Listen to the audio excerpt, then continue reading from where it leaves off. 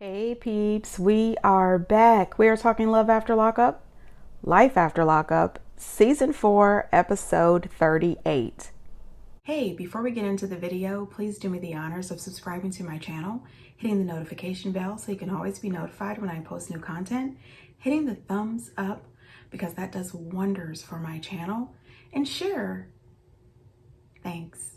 So this episode starts off with Monique and Derek. Derek is still in Chicago, and I'm telling you, this is giving storyline. It really is. First, we see Monique's house, which is clearly an Airbnb.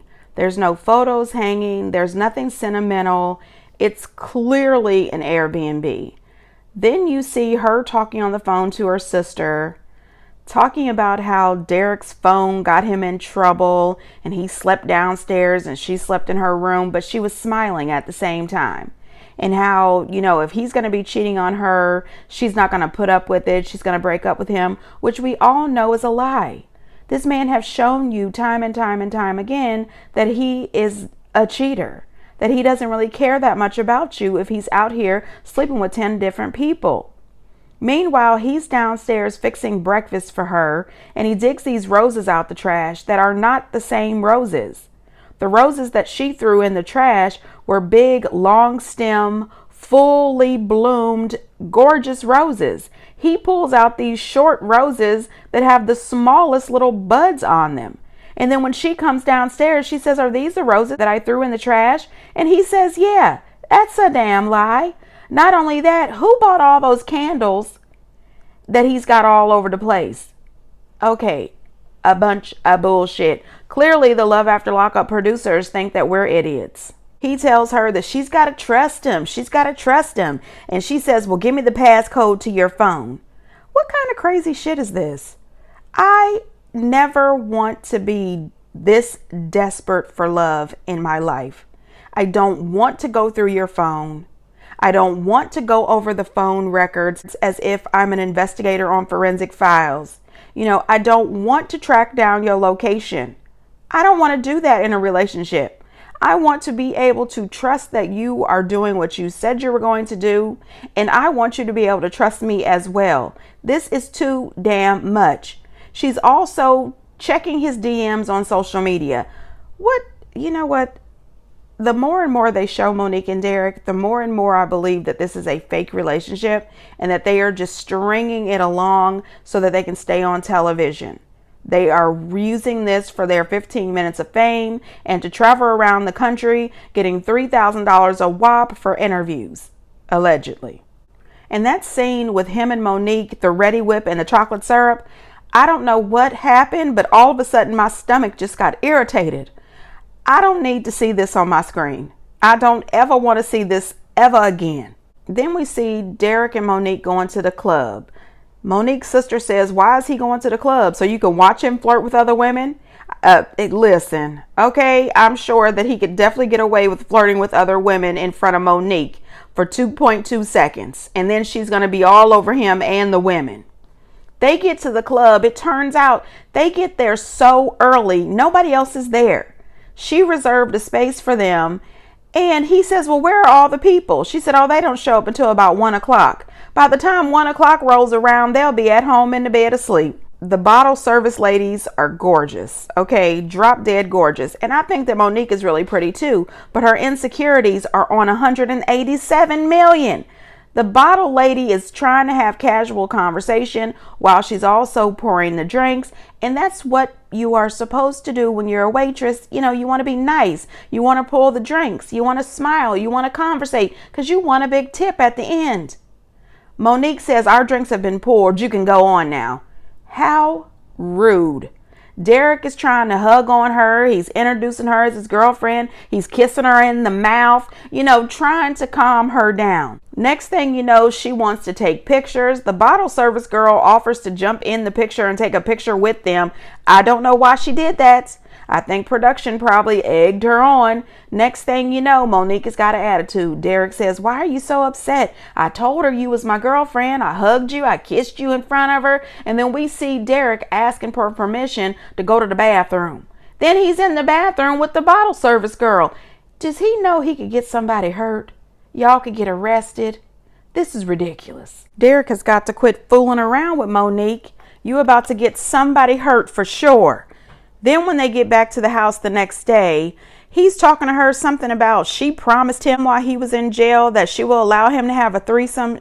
Listen, first of all, nobody's trying to do that. Nobody's trying to do that.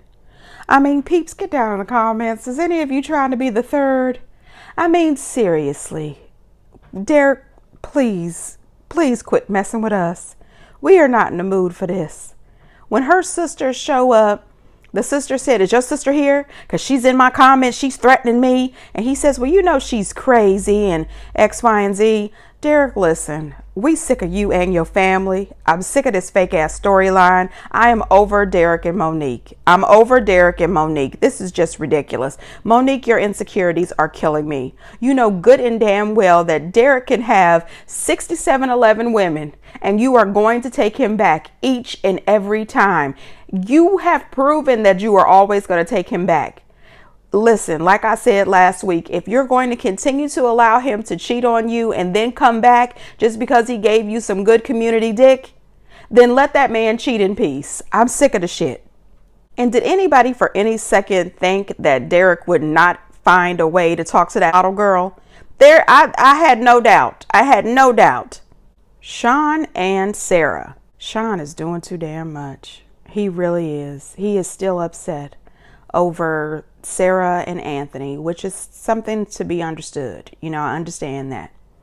But what really pissed me off about Sean is his ass trying to act like he is daddy of the year, father of the year. Sean, really? Please shut the entire hell up.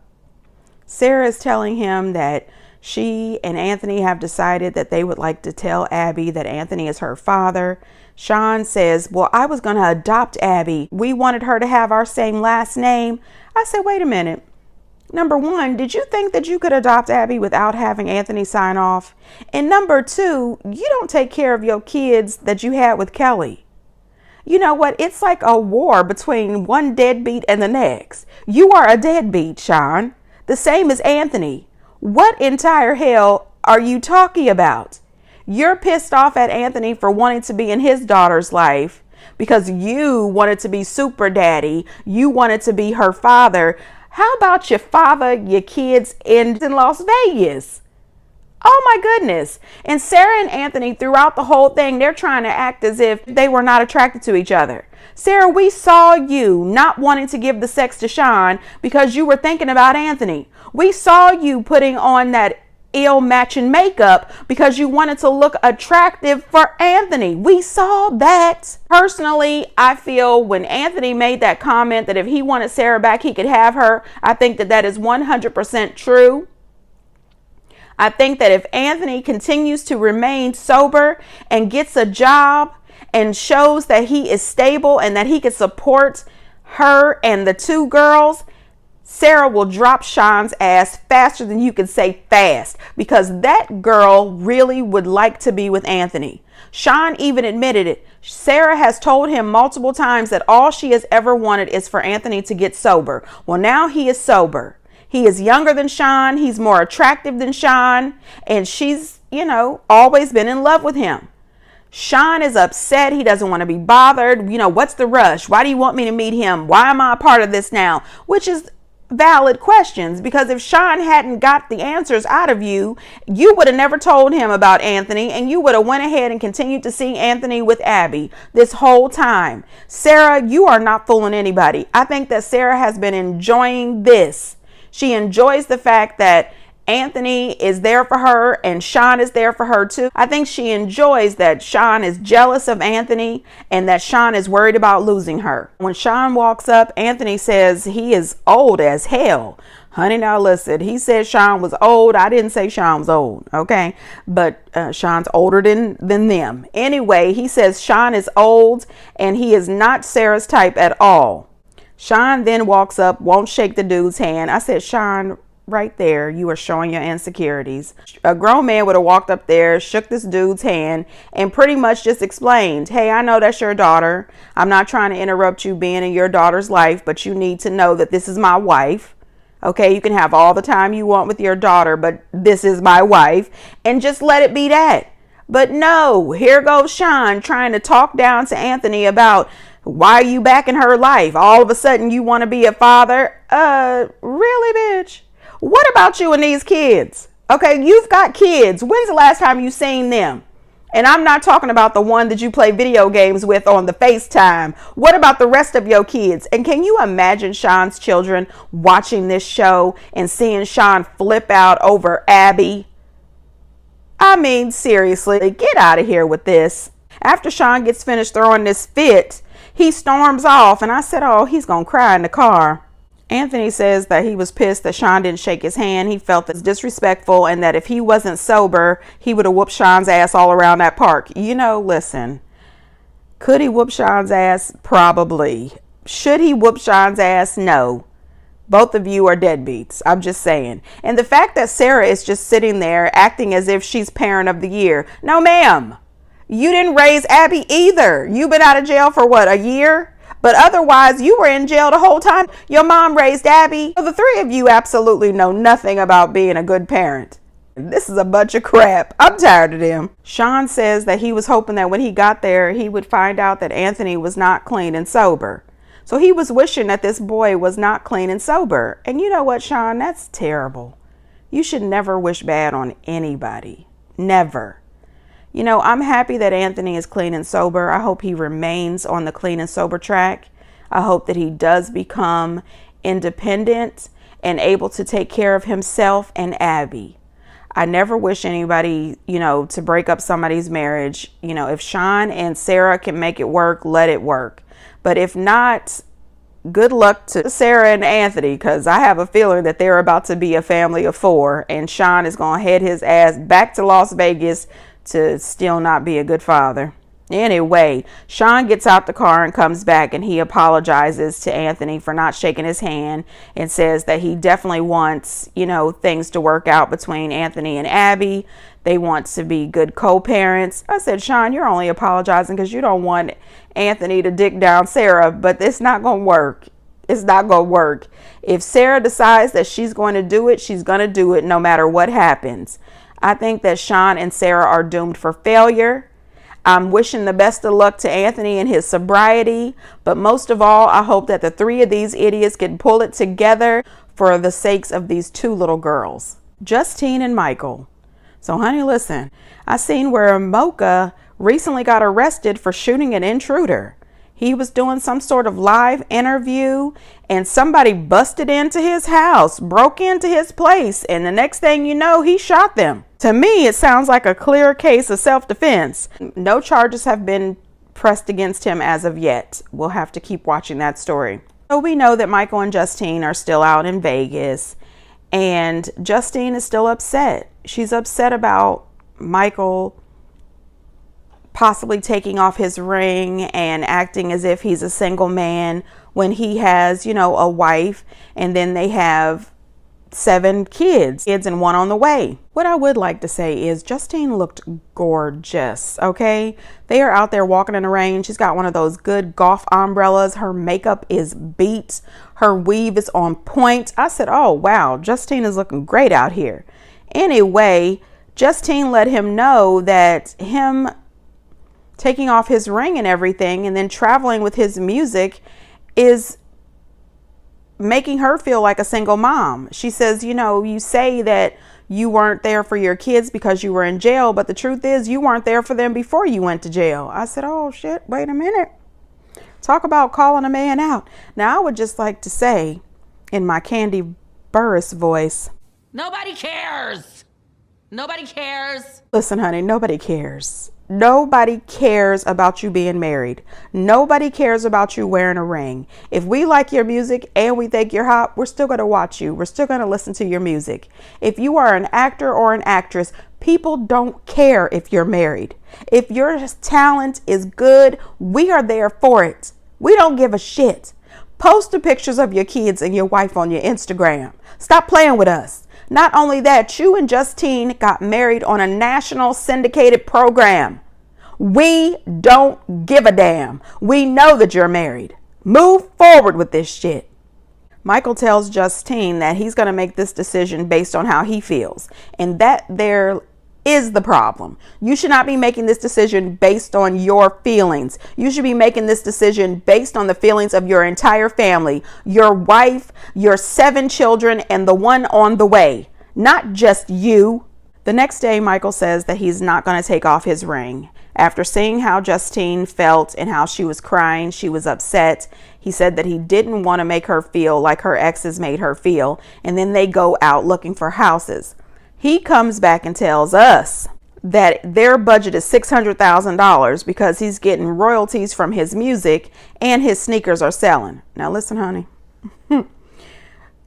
Listen, don't give me this bullshit about them sneakers. Those sneakers are not selling, especially at that price, when people can get those same sneakers without your damn logo on it for $4.95.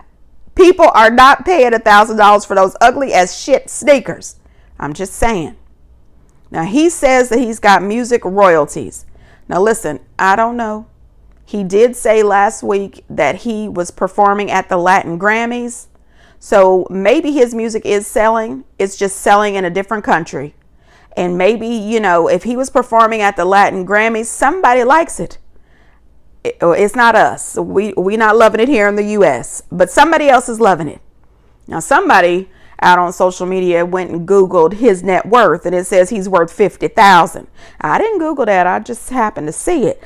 But no, sir. Him and Justine are out in the rich neighborhood looking at houses for $1.9 million. And she's talking about she doesn't know the word budget. Well, we know that. You clearly didn't know the word budget. That's why your mama had to help you pay those bills. You don't have a damn job, and those sneakers are not selling. And Lord knows how long these royalties are going to keep coming in. He is 35 years old and he wants to be a rapper. He is telling Justine that this is way over their budget, way over your budget. Girl, you need to be out somewhere thinking about a job. Listen, Michael and Justine are starting to grate my damn nerves, okay? You cannot afford a $1.9 million home. I don't give a shit about the nice pool in the backyard and family coming over for the barbecue. If you can't pay the mortgage, the light bill, you can't buy the groceries, you can't buy gas, you can't buy electricity. What the hell? You can't afford it. It's not in your budget. You need to move to Ohio.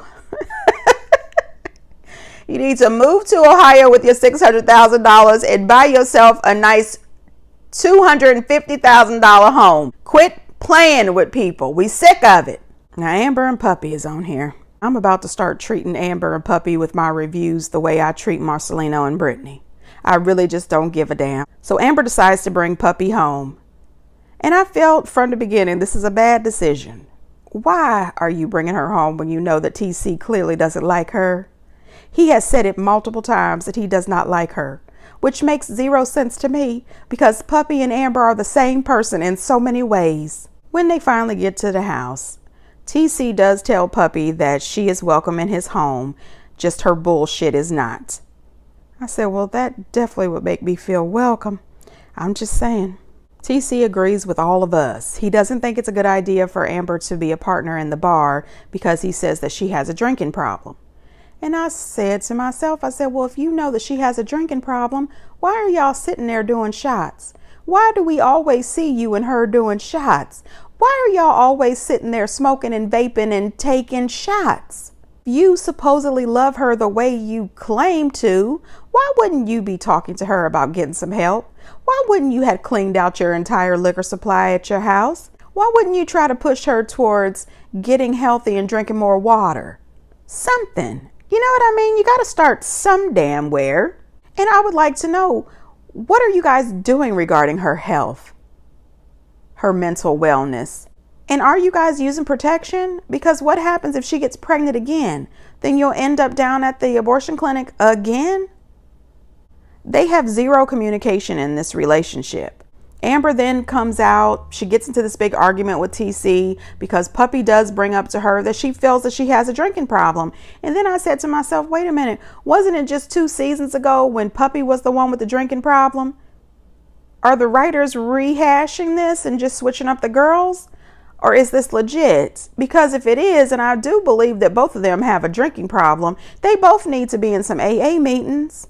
They really do. They both need AA meetings, therapy, jobs, and a fucking reality check. I'm sick of them all. Amber's blaming her drinking on the abortion. Now, I do realize that having an abortion has to be rough, has to be hard. It's heartbreaking. It's hard on you mentally, physically, spiritually, all of that. I agree with that. But you were drinking like a fish before all of this. You know, TC doesn't want to talk about his feelings, and he doesn't give a shit about talking about hers. So that's why I don't think that he really loves her. Some people handle grief differently. I realize that. So TC may not want to talk about his feelings, but he should definitely be there to listen to hers. She says that after she came home from having the procedure, this dude didn't hug her, didn't ask her if she wanted to talk about it, nothing. She runs out crying and carrying on, and Puppy says, you should go hug her. And he says, no, he didn't want to hug and comfort her. So Puppy goes out there to love and comfort her. I said, well, you know what? What's going to happen now is you done sent this girl's ex-lover out there to hold and comfort her. Maybe she should just go on back home to Queen's house.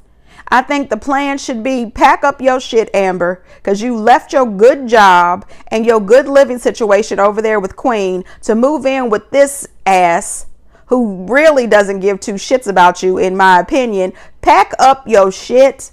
You and Puppy both go back to Queens, pay Queen some rent, get jobs, get therapy, get into some AA meetings, get your lives back on track. Both of you are a complete wreck, and neither one of you know how to find or be in a stable relationship, but you both like to talk shit to each other about how shitty their lives are.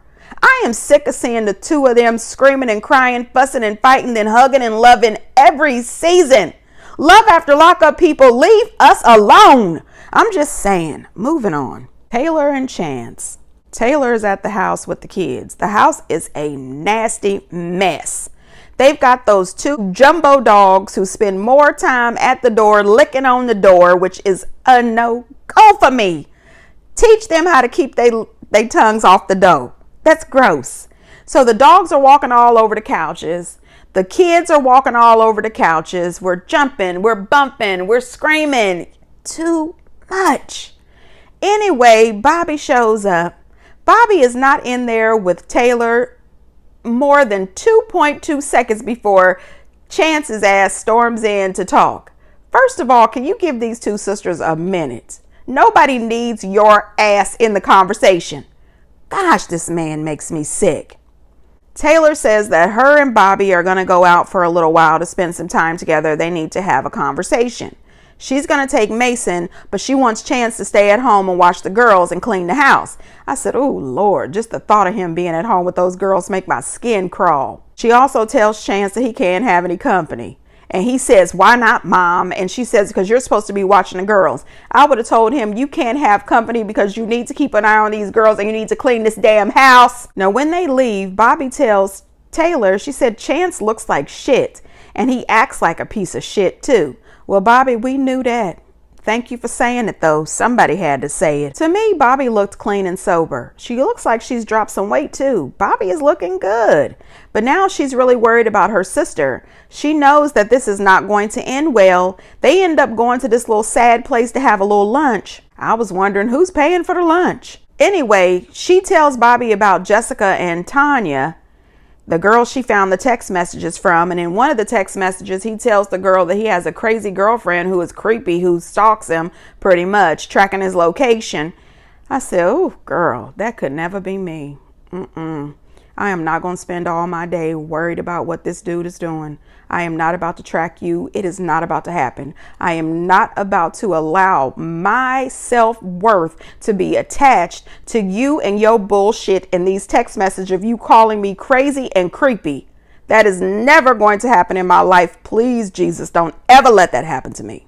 Bobby says that Chance has really pissed her off right now. She says that she can see that her sister is not happy. She is feeling insecure. She is not feeling as if she is good enough. And she is not who she used to be. No, she is not who she used to be. And I'm here to tell you, Taylor, you got your priorities all jacked up. Instead of tracking him and trying to figure out where he is, what you needed to be doing is packing his shits, cleaning your house, and looking for a job. Pack his shits, clean your house, and look for a job. See if your sister is willing to babysit your kids while you look for a job. Get rid of him. You were taking care of yourself and living fine before you brought this loser into your life. This makes no sense to me. How do you let this man who ain't shit come into your life and just pull you down like this? It makes zero sense.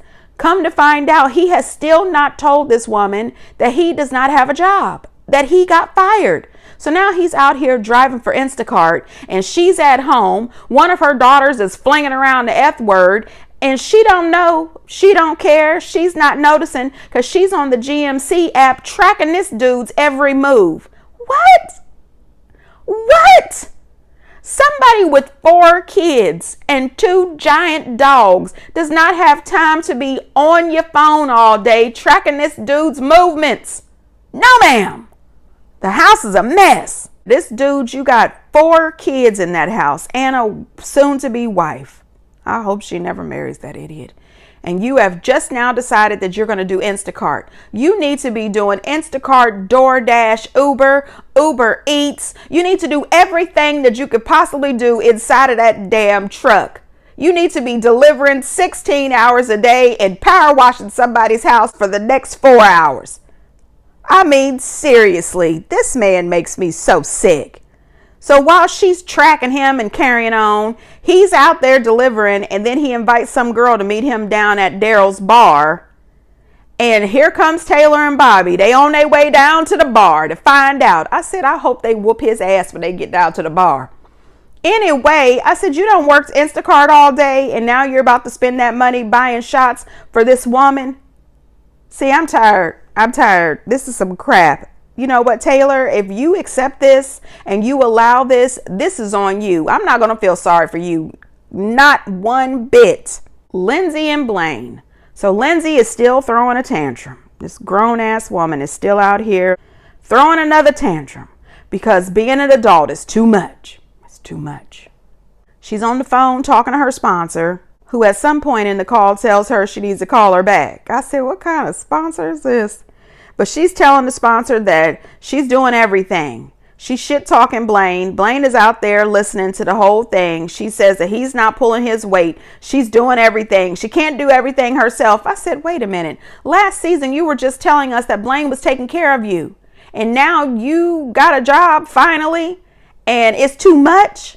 Her sponsor then tells her that she just needs to take a break and take some time to herself. No, sponsor. That is not what she needs to do. That is not what she needs to do. What she needs to do is grow the fuck up. Her grandmother raised her, and now her grandmother is raising her daughter. She is in and out of jail. She is hopping from man to man to man, and now she finally got a damn job, and it's too much. I'm doing everything. It's too much. Get the fuck out of here. She doesn't need time to herself. What she needs is a therapist and a reality check. Get the hell out of here, girl. So Blaine is pissed off. He says he's mad as hell. He can't take it anymore. He has always taken care of her. She finally got a job, and now all of a sudden she thinks that she deserves a damn cookie. He starts to pack his stuff, talking about he's leaving, even though he's got that ankle monitor on. He's not allowed to leave the house. I said, boy, are you out your damn mind? Throw her out. You can't go anywhere. Next thing you know, he tries to leave and she tells him that if he takes one of her cars, she's going to call the police and have him arrested when she reports the car stolen. I said, Blaine, that shows you right there that she don't give 2 shits about you. She's willing to let you get arrested. But then again, I'm thinking about it. She's not going to call the police because isn't there a warrant out for her arrest? Honey, they would just come and arrest your ass. Anyway, she packs up all of her shit and she leaves. Blaine is talking tough shit to the cameras, but then we see him call her and he's crying, I love you, just come back so I can hold you. Blaine, listen, buddy, I'm sick of y'all too, but you deserve better than this. This is what you're going to get. This cycle of crazy and nice. Crazy and nice. You don't need it. You don't want it. The next thing you know, you're going to be on the phone with your sponsor trying to hold on to your sobriety because this nut job has taken you there, or you're going to end up in jail dealing with this crazy woman. God, I'm sick of them. Now listen, Marcelino and Brittany was on here, but I don't know what the hell they was talking about because I fast forwarded right through them. We TV, we're tired. All right now, peeps, get down in the comments and let me know what you think. And until next time, bye.